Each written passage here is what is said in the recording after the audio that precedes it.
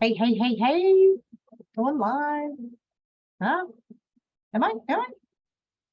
Say hello. Oh my goodness. I kind of am flying by the seat of my pants. I just raced over here from Title and Escrow, and it just hit me like, here I am in another escrow. It's not the same ones I told you about, I think it was last week or the week before, that I had just closed on. I went over the checks, the journey, everything with those. But this one here, I had to run over at the last minute on another property. And so I just got back in the door so I could be here for you guys to give you this training. And I just love what I do. So on the way here, I was thinking, a little muse hit me saying, you know, when's the last time you used a bank, Joanna? And I really don't know. So that led into me wanting to tell you like how I do real estate with zero money. I actually get cash back at the end. And I know I went over that in last week's training. I went over the actual escrows of the two properties. And I showed you, or I added up the checks that I got. This is after, that particular one was after everything was paid for, private money lender on for repairs, and everything was taken care of, right? And then I got cash back because I always like plan for extra, even though I got a little whacked on one of the escrows. And by that, I mean, so you always have to plan for more. You always have to plan for more. And in that particular escrow, and then I'll get to what I do, what I wanted to talk to you guys about today was I allotted for the transfer tax in the county. I looked it up online, did my due diligence, knew the county transfer tax was more than the rest of the state, and I was fine with it, right? Instead of 1%, it was 2%. And I was fine with that. Well, that was only for the one house, which was 15 minutes away from the house that actually was quadrupled in transfer tax because of its location. So I got back a little less than I thought, but I still made money on the deal. Still made money on the deal. Woo! Coming to the table, no money out of my pocket, no credit pulled by the bank. No 20% saving up for the 20% down, no, all the things that people think they need to wait for real estate investing. And I'm banging out escrows, right? And this is what I teach my clients to do. Okay. I teach my clients how to create offers, not make them, create them. Okay. You might be going, what? Yeah. So the way I do real estate is, and I'm just trying to reflect here. The way I do real estate is I get the seller story. And I cannot tell you how many times I've heard people say, oh, well, it's not about the story. It's about the numbers. The numbers work. And I go, well, yeah, the numbers still need to work. But you can't make the deals that I make. No money out of pocket, no bank qualification, no credit pulls, no, nope, and getting money back, creating cash flow, creating assets. You don't get that without knowing the story of the seller. That actually should have been the title today, the story of the seller, right? Super, super important. And I'm actually jamming with one of my students right now. She's in the middle of putting a deal together, and the seller is just a pain in the butt. The seller is just a pain in the butt. And so she's creating what she can do according to the seller. Now, here's where most investors fail. Well, wholesalers anyways, actually just about everyone. They don't understand the property, the seller, the numbers. They just assume either they paid all cash, it's fine. They don't understand the return on investment. Or now that they've socked all their money into a deal because they paid all cash, now their money's in jail and they can't get it out to make repairs, or what if something happens? The money's not earning any money. So if you have money sitting in the bank, you're losing money. You're losing money. This is why I don't use banks. right?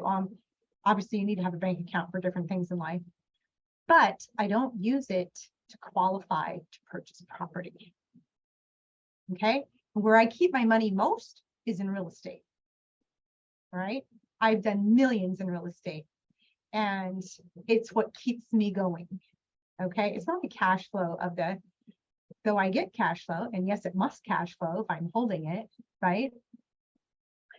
Yes, I must make money. I did 6 figures on my flip in Georgia, out of state investing. And yes, the numbers must work.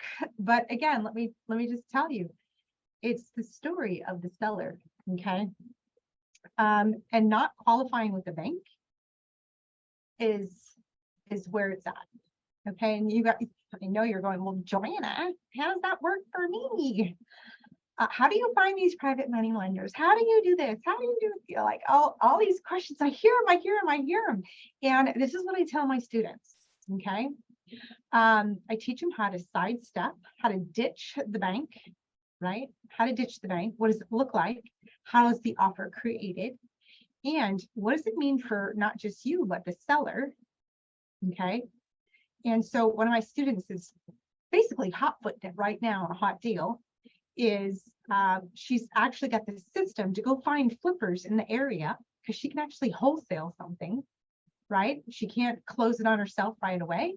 She'll wholesale it. So those are the options I give my students. You can wholesale it, or you can buy and hold it. No flipping unless you have some sort of experience with real estate, because you could lose your shirt. Okay. Like, what are the different streams of income that you get from real estate, right? I teach my students how to calculate that, how it's going to save them on taxes, and then, with zero out of pocket. Okay, so if you're wholesaling, most wholesalers throw away their leads, didn't work for this lowball offer. Okay, wholesaling, in case y'all didn't know, some of you might be out there brand new to it. What's wholesaling? So it's buying at a discount and selling at a discount. Okay, so there's a little bit of a fee in between there. All right. And then you sell it to either a fix and flip person who's going to sell it for a huge profit. See my hands. Or if it's the small margin, then you might sell it to a landlord. And so what my student is able to do is she's able to find these with our systems. Okay. And put the deal under contract and have people to sell it to right away. Okay, so wholesale's been around for a long time, and you don't necessarily need to make a business out of it, but you should have it in your back pocket in case something doesn't work out. Like, I'll just wholesale it. Let me give you an example. One of my investor friends in Arizona, he buys auction properties. Okay, he'll buy like 10, 15 at a time. And when he buys them, there's like 4 or 5 guys that buy, like right there on the steps. That's their jam. Everyone has a niche. Don't do it if you're new, because they'll just outbid you and you'll overpay, and then you'll be upset because now you have clouded title, and there's so many things behind the scenes you don't see. I was actually just at title, like I said, and Wayne was telling me, my title guy, he was telling me that, he goes, there's so many corrupted titles. Like, it's like his mission to go fix them all. But it costs money, right? So some people don't want to do it. And they think they're getting away with it by paying all cash or doing it outside of title and escrow. But when it comes time to do something with it, right? Like, you can close on it, you can buy all cash. But when it comes time to do something with it, you can't develop it if it needs developing. You can't sell it to a traditional buyer that would need a lender to look at it. The lender won't lend on it because it's got an encumbered title. Okay. And so he was telling me, he's like, there's so many, like, because there's so many auctions that happen. And when you get a property at auction, you get all the drama with it too. You don't necessarily get a clear title, which is why I tell my students, make sure everything goes through title and escrow. Very important. So right now she is hot-footing putting the deal together, and because we set it up as package, right? because it's happening so fast, she doesn't think she can close it herself just yet. So I'm giving her resources to be able to wholesale it and still make some money, right? So again, wholesale has been around since the dawn of time. Advanced investors still do it. It's just not as a business. We just go, well, I'll take those 7 and I'm going to wholesale off the rest, is what my advanced investor does in Arizona. Right? He doesn't keep them all. He just buys in bulk because now he gets to go choose what he wants. And then he sells the rest off to his buddies that didn't make it to the doorstep or the steps of the courthouse. So we all have our strategy. Okay. Mine's ditch the bank and no money down, no credit pulls, no dealing with the banks. And I'm not paying all cash either because I don't want my cash in jail. I want it always working. Okay. So let me give you an example of that as well. I mentioned if I paid all cash on something, then my money's in jail and I can't get it out unless I refinance or sell it. And it's just sitting there dormant. And some of you might be saying, Joanna, what about appreciation? I do not bank on appreciation. That's a bonus for me, right? I know it happens. I know it's there. But I don't buy on the fact that it's going to appreciate because the market goes like this. And I need to know it's going to sustain itself regardless of the market. Okay, hopefully that makes sense to you. If you guys have questions, go ahead and type it in the comments. But I buy according to today's numbers, today. So what's great about that is it doesn't matter what market I'm in, I'm still going to make money. It doesn't matter if it's up, down, sideways, whatever. I've been in this business for a few decades now, and I've learned that your market is important. Your leverage is important in your team. Like there's so many other things as well, but like the very first thing is to understand your market. So you know what you're banking on, right? Like what does today bring me? When I close on this property, what does it bring me today? Not a year from now, 2 years from now, or I could pay an additional $100 to make up for the, no.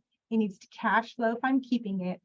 And the numbers need to be at least, I always say 35, but I don't think I've ever done one for 35,000. If I'm flipping it, I like 55 to 6 figures is what I've done. That's my history. Okay. So I need to make some good cash in it. And I figure those numbers out in today's market. Okay. So the reason I'm telling you all this is it's a simple formula, right? It's a simple formula to find motivated sellers, make creative offers, network, and close the deal, right? So networking is building your team, okay? So my title guy is like, well, how do you do this? And so even my title guy is confused. I'm doing the proper paperwork according to an escrow, but he's not understanding how I didn't go to the bank or didn't come to the table with all cash because that's traditional real estate, right? So I don't do traditional real estate. I do creative real estate investing. And I'm excited to watch my clients win. I just had a client, I'm going to post a client win today. They just closed on an investment, a real estate investment. So just pushing my clients to that next level, right? Out of their comfort zone, because nothing happens in your comfort zone, not your dreams, not your financial security, not anything. If you're in your comfort zone, you're on that hamster wheel. Bust out of that, right? Bust out of that. So what I'm doing is not flipping or wholesaling with the no money down. I'm actually holding property with no money out of my pocket. And I know a lot of people, when you say, you know, no money down strategies, no bank, no, you think it's wholesale. It's not. I used to wholesale.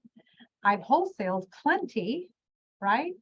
I actually train on wholesale so that people can get started with that if they want to. However, my end desire for my clients, my students, is for them to retire when they desire. My youngest to retired at 28 years old, has a totally different life. So this is the pattern I put each student on, and it's all completely customized to them because everyone has different needs of, you know, what they need per month. what security they need for their future, what generational wealth they want to develop. Some people are like, I don't care, my kids are on their own, and they just want it to sustain their own lives. But nobody wants to have to go work at Walmart at 80 years old because they outlived their money. So do the work now, create the cash, get the knowledge. It's hard at first. I'm not going to lie to you. It's hard at first because it's something brand new.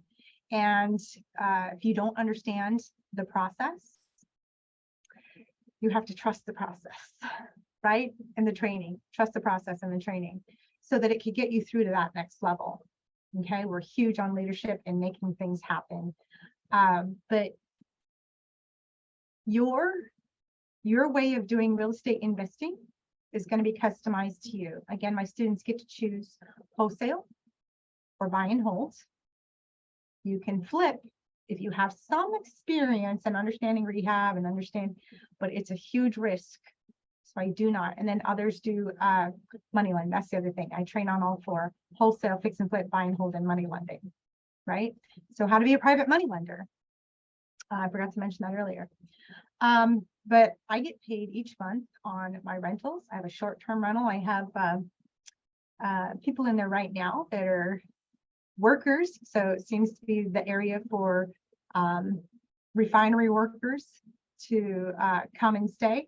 And there was a wedding that actually another two weddings. So it's a big place. And it's a great Airbnb type environment. So I have short-term rental, I have long-term rental, I have fix and flip, and wholesale and money lending. Those are all the things that I do, and then I train specifically for each one of my students to do according to their strategy that they want to accomplish. So doing the ditch the bank method, right, it's quite simple. It's quite simple. It's creating the story, or it's finding out the story. Well, maybe I should start with finding the motivated seller first, right? Creating the story around what's the seller's story, what's your story, what's create the offer, right? Having the team to make it happen, networking and building team. These are all the things that I teach my clients to do so that they can fish on their own. They don't need me for the rest of their lives, even though some of them stay for years. We've had great relationships built through our community, and they don't leave, okay? Because it's a repeating process, okay? It's a repeating process. We have a great community. But creating the deal is really where it's at. So if you guys are lost on how this works, ask your questions down below. I just want to give you these 3 simple steps of creating an offer. Okay, so finding the motivated seller, what is their story, and then creating the offer. And I have team on there too, right? Getting your team. But those are just the process. I mean, that's just the process. It's a simple process. It's not easy because you're trying to put something together you've probably never done before. Or you're of the mindset that, well, don't I have to save 20%?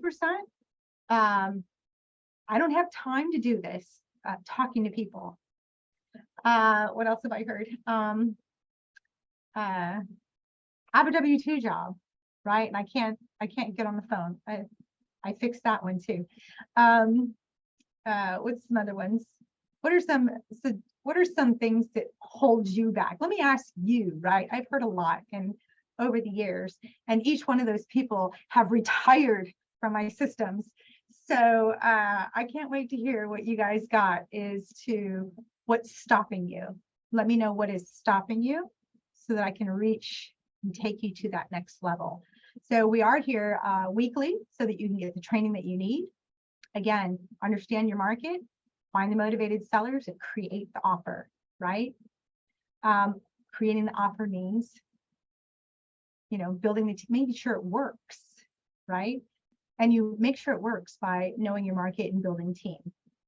So it is simple steps, but pulling them together on a consistent basis can sometimes feel tough, right? Because we have a life this hamster wheel that we're on all the time. And most of us won't do anything to change it. I get it. It's tough to change. It is tough to change. But when you're ready to jump off that hamster wheel, send me a DM. I'm happy to write you out a plan so that we can get you retired when you desired. Okay. So hopefully this has been helpful for you guys. Oh, I wanted to show quickly the check I just got in from Title. Yeah, I probably shouldn't show it, but I